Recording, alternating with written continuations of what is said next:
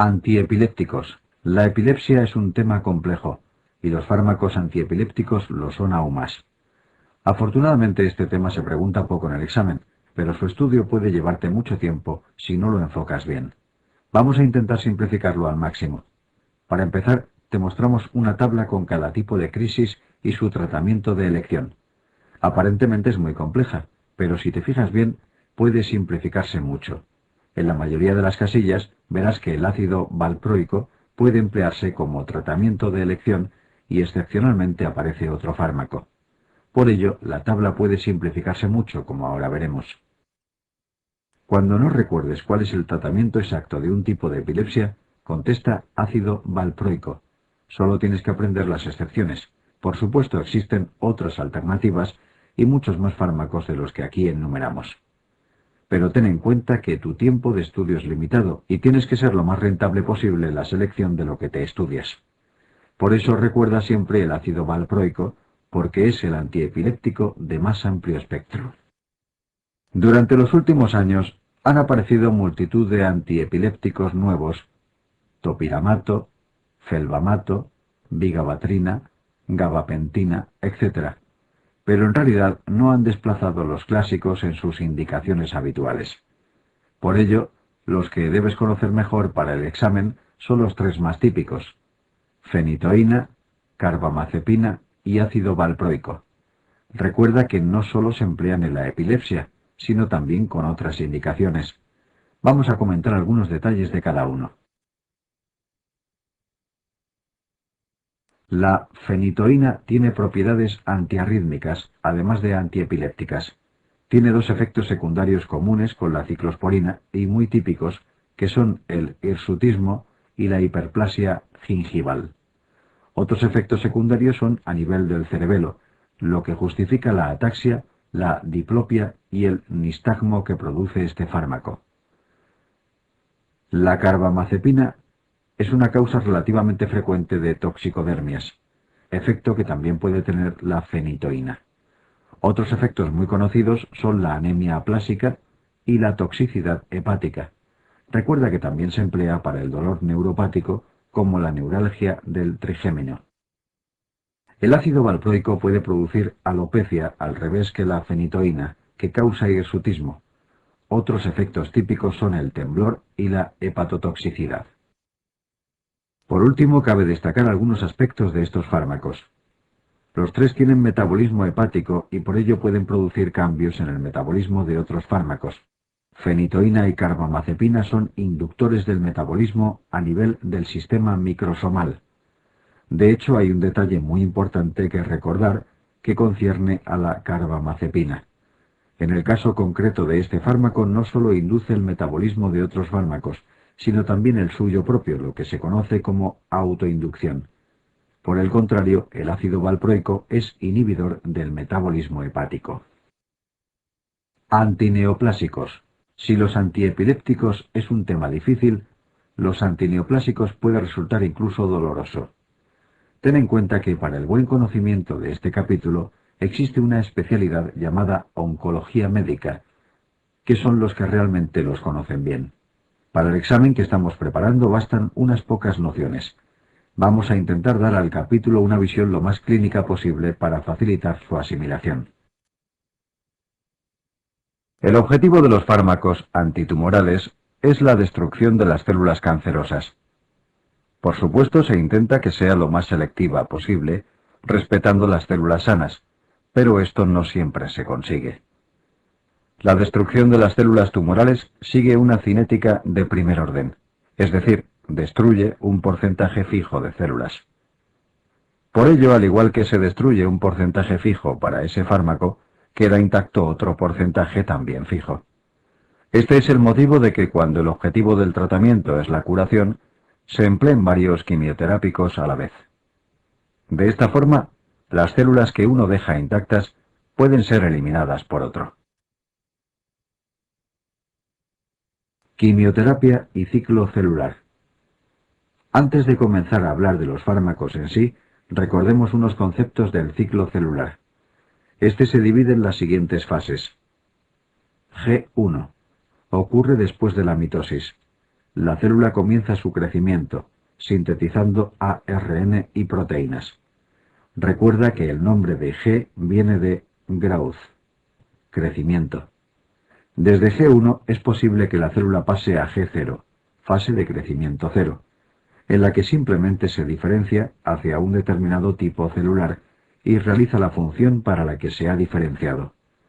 Este estado G0 es donde se encuentran la mayoría de las células del organismo adulto. Fase S, síntesis. La célula sintetiza el ADN, es decir, duplica su material genético. Fase G2. Abarca desde el fin de la fase S hasta que comienza la mitosis. En ella continúa la síntesis de proteínas y de ARN. Fase M. Es la división celular mediante mitosis. La mayoría de los agentes antineoplásicos son más eficaces si la célula está en división que si está en reposo. Después veremos exactamente lo que ocurre con cada grupo farmacológico.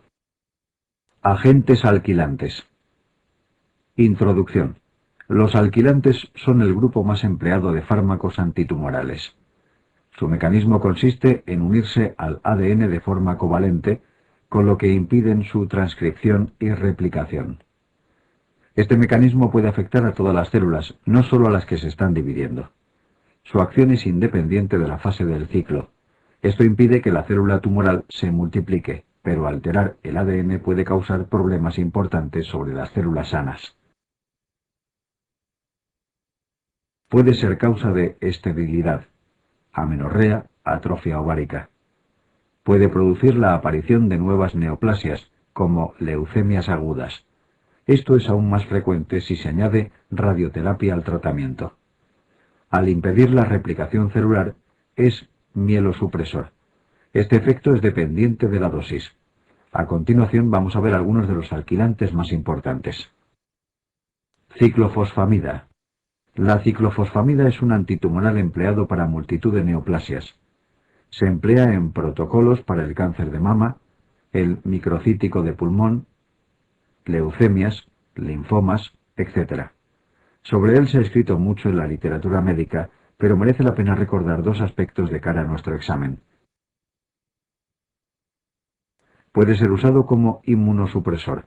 Recuerda que se utiliza mucho para la enfermedad de Wegener, en la que ha mejorado mucho el pronóstico desde que se comenzó a usar. Su efecto secundario más típico es la cistitis hemorrágica. A la larga incluso puede producir carcinoma urotelial. Existe un fármaco de la misma familia llamado ifosfamida, que es incluso más tóxico para el urotelio. Melphalan. El melphalan puede ser empleado en un buen abanico de tumores, como el melanoma o el cáncer de ovario. Quizá la indicación que más merece la pena recordar es el mieloma múltiple asociado a esteroides, melphalan más prednisona. Nunca olvides esta indicación, puesto que se ha preguntado en hematología. Lo más típico del melphalan es su alta toxicidad sobre las células pluripotenciales.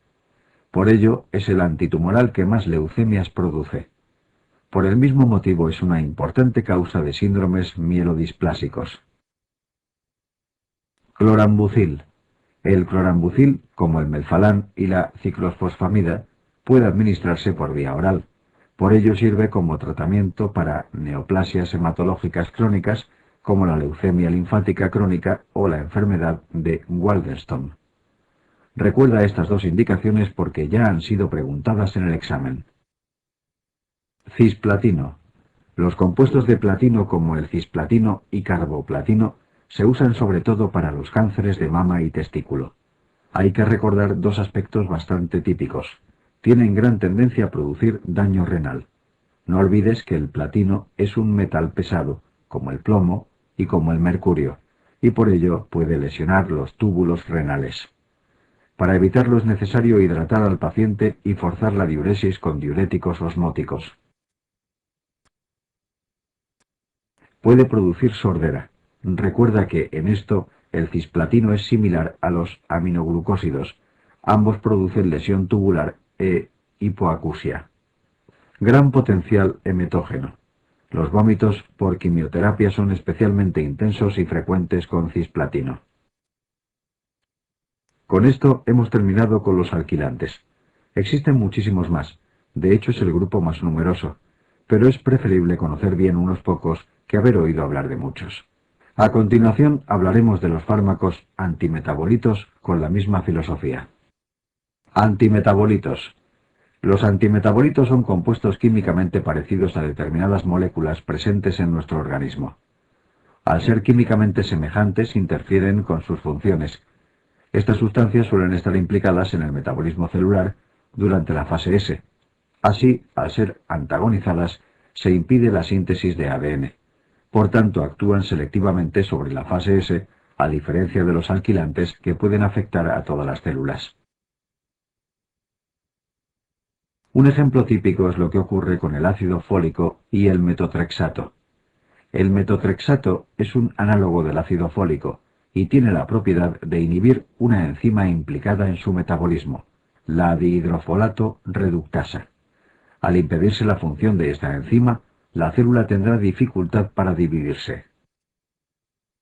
Metotrexato. El metotrexato debes conocerlo muy bien.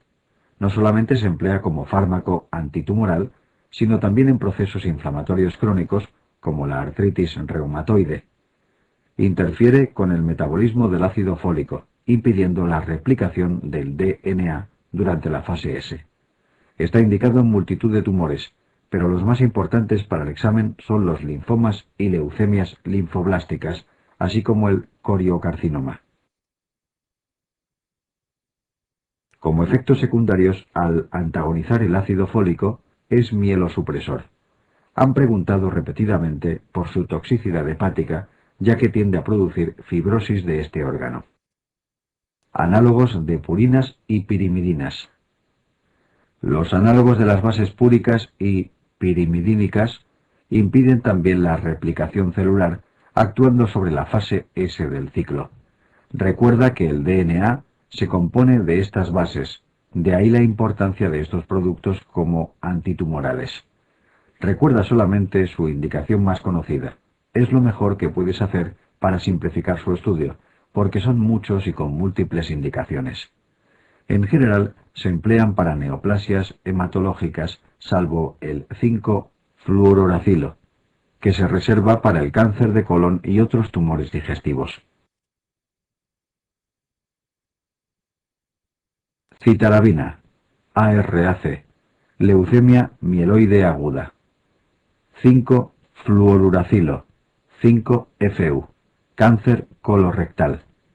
Fludarabina, ARAA, síndromes linfoproliferativos crónicos, enfermedad de Waldenström. 6-mercaptopurina, leucemia linfoblástica aguda. 6-tioguanina, leucemias agudas. Alcaloides vegetales. Los alcaloides vegetales se dividen en dos familias, alcaloides de la vinca y taxanos. El mecanismo de acción es similar. Se unen a la tubulina e impiden la formación de los microtúbulos. De este modo se altera la metafase del proceso de división celular. Estos fármacos apenas se preguntan en el examen, por lo que basta que conozcas lo siguiente. La vincristina produce típicamente neuropatía periférica y autonómica. Se usa sobre todo en neoplasias hematológicas. Los taxanos se emplean como terapia de segunda línea en tumores ginecológicos metastásicos, mama y ovario. Igual que la vincristina, produce neuropatía periférica y además arritmias cardíacas. El resto de los antineoplásicos apenas se han preguntado y son decenas de fármacos. Lo que haremos será ofrecer unas tablas en resumen. De esta manera simplificaremos al máximo, emparejando cada fármaco con su indicación principal. Probablemente eches en falta algunos de ellos. Los hemos omitido intencionadamente, puesto que los explicamos en profundidad en la asignatura médica que les corresponde. Así, por ejemplo, el mesilato de imatinib se trata ampliamente en hematología. Cáncer e inmunoterapia. En la actualidad se está dando cada vez más importancia a la inmunoterapia. Nuestra defensa natural frente al cáncer está basada en el sistema inmune, por lo que sería interesante encontrar una forma de fortalecerlo o estimularlo frente a las células tumorales. Un ejemplo muy conocido es el interferón alfa, que se ha empleado para la leucemia mieloide crónica, el sarcoma de Kaposi y el melanoma. Se ha llegado a obtener interleuquina 2 recombinante, que también estimula el sistema inmune, y se ha empleado para el hipernefroma y para el melanoma metastásico. Otros nuevos fármacos antitumorales son los anticuerpos frente a antígenos cancerosos, como sucede con el rituximab anti-CD20, que es útil frente a los linfomas de células B. Fármacos analgésicos. Los fármacos analgésicos no son demasiado preguntados en el examen. El aspecto más importante es el manejo del dolor crónico. Este tipo de preguntas pueden aparecer tanto en farmacología como en el bloque de paciente terminal, tema muy de moda en medicina. En general, el tratamiento analgésico debe cumplir dos principios fundamentales en este tipo de pacientes. Debe estar pautado, tratando de evitarse la administración a demanda. Esto permite anticiparse a la aparición del dolor. También se intenta conseguir un mejor control con dosis menores, reduciéndose el riesgo de intoxicaciones y dependencia. Debe administrarse de forma secuencial. Para esto, la Organización Mundial de la Salud diseñó la llamada escala analgésica que veremos más adelante. Por supuesto, pueden hacerse excepciones al primer punto. En caso de que la dosis pautada no sea suficiente para eliminar el dolor, puede administrarse una dosis de rescate, pero siempre de forma controlada. La escala analgésica se divide en 3 escalones. Para el tratamiento secuencial del dolor, se debería comenzar con el primero. Está constituido por analgésicos no opiáceos, como los AINES y el paracetamol. El segundo escalón lo forman los opiáceos menores, como la codeína. Por último, los opiáceos mayores forman el tercer escalón. Aparte de los fármacos citados, existen otros que pueden emplearse indistintamente en un escalón o en otro, que son los adyuvantes. Existen algunos principios que hay que tener muy presentes en el manejo de la escala analgésica. Los fármacos del primer escalón pueden combinarse sin problemas con los del segundo o tercero.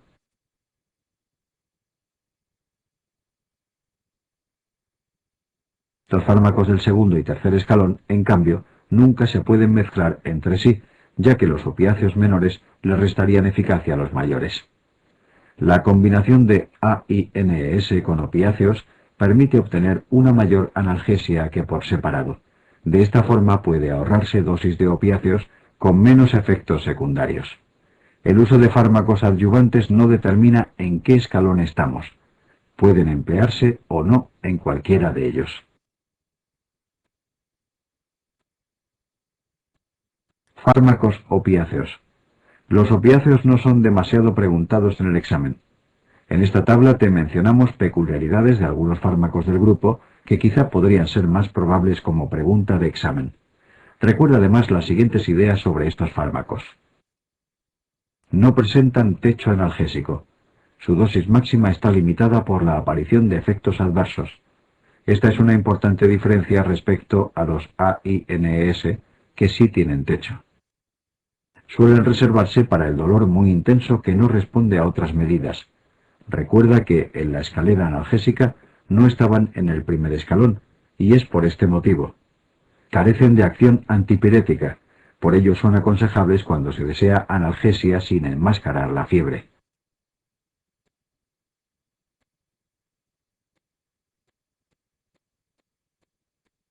AINES. Dentro de los AINES hablaremos solamente de su fármaco más representativo, el ácido acetilsalicílico. Además de analgésico, es también antiinflamatorio, antipirético y antiagregante plaquetario. Por ello, sus aplicaciones en medicina son muy abundantes. En la tabla adjunta puedes ver un resumen de algunas de sus acciones farmacológicas.